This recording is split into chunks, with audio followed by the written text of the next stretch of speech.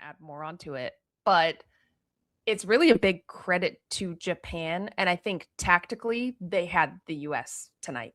That's to me what truly the issue was. You're right, playing into those pockets of space, but everybody was facing square back to Fallon Joyce, back to exactly where the pass came from.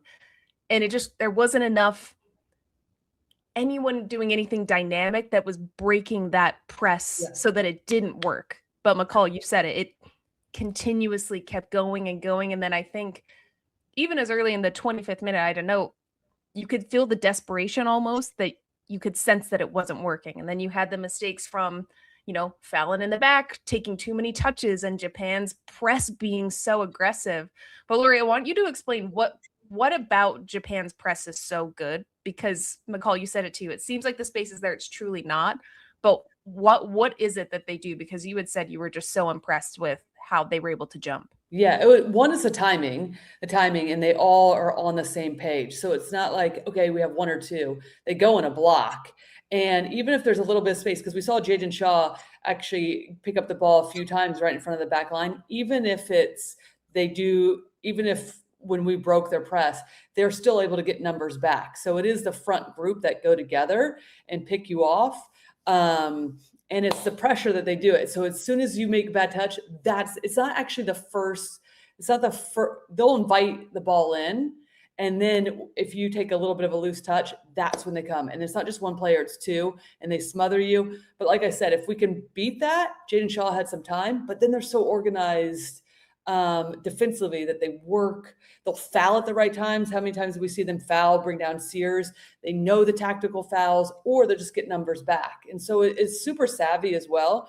And one thing that I'll point out, though, is even though they made those changes, it would be remiss for us not to actually say they did just win the Asian Cup. This is one thing. Maybe whoever was on after the Saturday game talked about this too.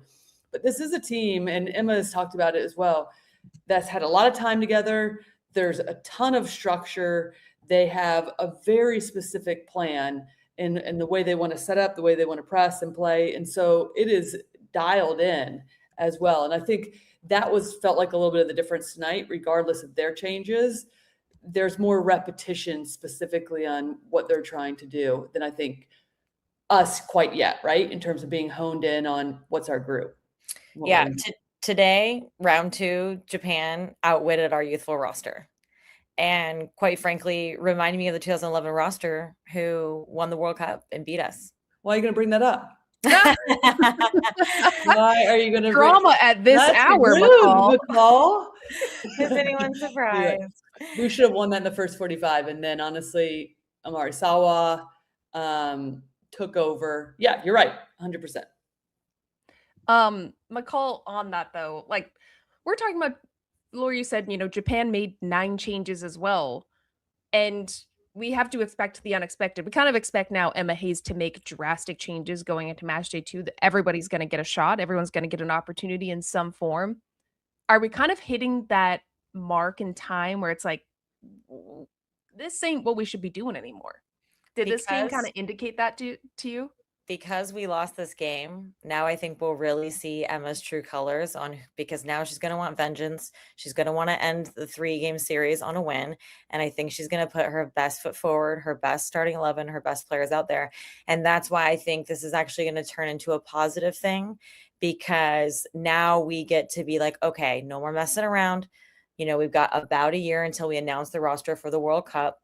Let's start getting some gel amongst these teams, amongst this team, amongst these players that we select. Let's start really putting, our best 11 out there and getting fluidity and understanding and, finish a team that we may see in the World Cup as one of our largest competitors, give them a bad taste in their mouth to remember us and to exercise and snatch back our control. Yeah, I think this was always the plan, though. I think when you have a 3-game and I think you have players coming from Europe and everybody's in a slightly different, NWSL is still very early days of the league, I think, and then the quick turnaround between all of these games. I mean, obviously we're going to have quick turnarounds in the world, well, not necessarily a huge quick turnaround. You're going to have like 3 days between each game where you can basically get max recovery. However, with this situation, with the travel and the quick turnaround, I think this was always the plan. And I do feel like this was like the last kind of group of games where we'll see this many changes. I feel like it is in that period now where you're like, okay, who's playing well with your club, bringing those players in, who is the best mix of players that against the given opponent that we are looking for, and then flying like that from now on, I think, headed into qualifiers. Yeah, I agree. I think this is probably one of the last few times that we'll see drastic changes in this way, because we've been talking about it. It was a lot of youth on the pitch, maybe besides Sonnet, the most cap player on the pitch by far. And when you can't problem solve, and both of you can speak to this on a national team setting, when you cannot problem solve and you're going against a team that is breaking apart everything you're trying to do, and that panic, that anxiety starts to set in when you are on the ball, that's when it becomes an issue, and you need those veterans, those seniors, those cap players that know what to do, that can come in and bring that presence. And I think we saw that with the substitutions. We have to give some credit to Hamano with the finish, though. I opened up our group chat and I was like, oh my God, she's just so good. Yeah. But McCall, can you break down what went wrong with that goal? How did we even get to that point?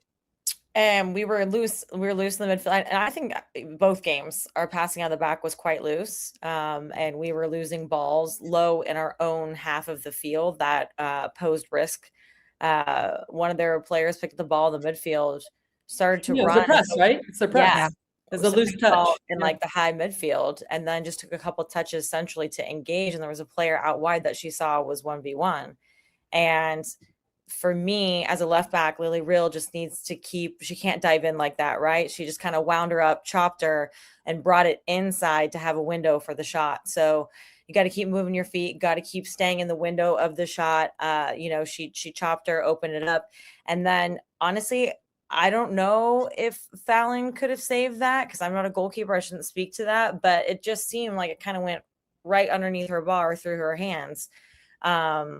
So, they say there's 3 mistakes that lead to every goal. And, it was a giveaway to a 1v1 that we didn't win, and then a nonstop by a goalkeeper. So we got broken down, and it was happening over and over again. Honestly, their press, we couldn't break them down, but also my biggest concern was, Japan was breaking our pressure over and over again as well.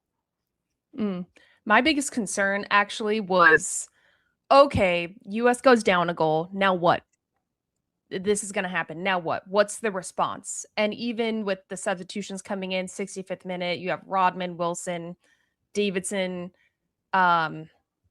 Giselle Thompson coming in. Clearly, let's get some speed in. Let's turn them around.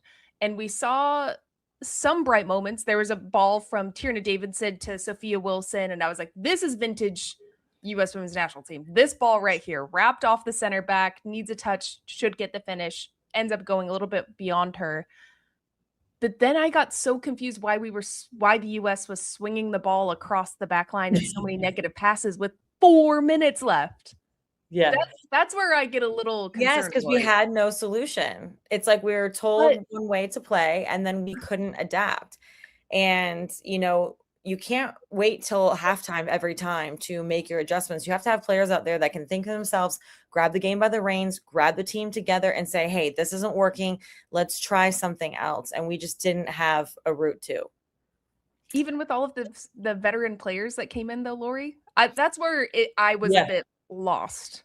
No, I was too. And they were even saying, Julia and Luke were saying that on the broadcast. It's like, okay, well, we don't have time to be swinging this around. And I think even it was mentioned that it was like, okay, just start taking more risks, start being a little bit more proactive. So yeah, I think, and then it was mentioned that like even Emma was like, get the ball forward, like what's happening. So I don't, it was a little bit, we're going that way, because I do feel like in general that is a strength of ours, right? It's like, hey, when all else fails, let's go forward. So to not actually have that was a bit strange, and I don't know if it was looking for the best ball because they felt like they had been forcing too much already, but or throughout the match.